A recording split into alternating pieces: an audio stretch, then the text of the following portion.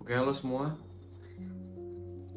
Pernah terpikir tidak oleh kalian semua sekiranya suara siapa yang terdengar ketika seorang anak berbicara di atas panggung?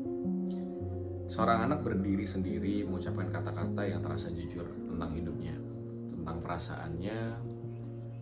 Kita mendengarnya dan percaya itu adalah suaranya.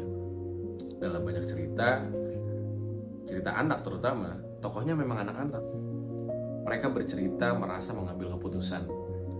Semuanya terlihat sederhana, lurus-lurus saja. Seolah dunia memang sesederhana itu.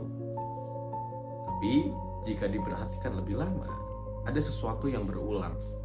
Perasaan muncul tanpa banyak asal-usul. Konflik hadir, lalu selesai dengan cepat. Dan di akhir selalu ada kesimpulan yang terasa tepat. Terlalu tepat. Seorang anak merasa malu karena pekerjaan ayahnya. Ia diam ketika diejek, ia menahan diri. Ia merasa ingin menghilang, lalu perlahan cerita membawanya sampai pada satu titik, yaitu menerima, bersyukur. Tapi mengapa rasa malu itu tidak pernah ditanya? Dari mana datangnya, siapa yang membuatnya terlihat wajar? Mengapa ada pekerjaan yang sejak awal sudah dianggap lebih rendah tanpa perlu dijelaskan? Dan di cerita lain, seorang anak menunda-nunda ibadah. Harinya biasa saja, ringan seperti hari-hari lain.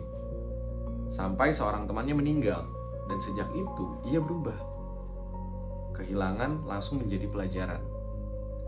Tidak ada ruang untuk bertanya, tidak ada ruang untuk bingung, tidak ada ruang untuk berduka terlalu lama. Seolah-olah bahkan kesedihan pun harus segera punya arah. Dalam sastra anak, sering ada lapisan yang tidak terlihat.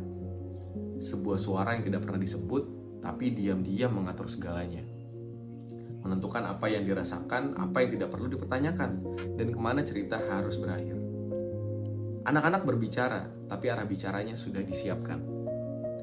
Dan mungkin disitulah letak masalahnya, bukan pada apa yang diajarkan, tapi pada apa yang tidak pernah diberi ruang untuk dipertanyakan.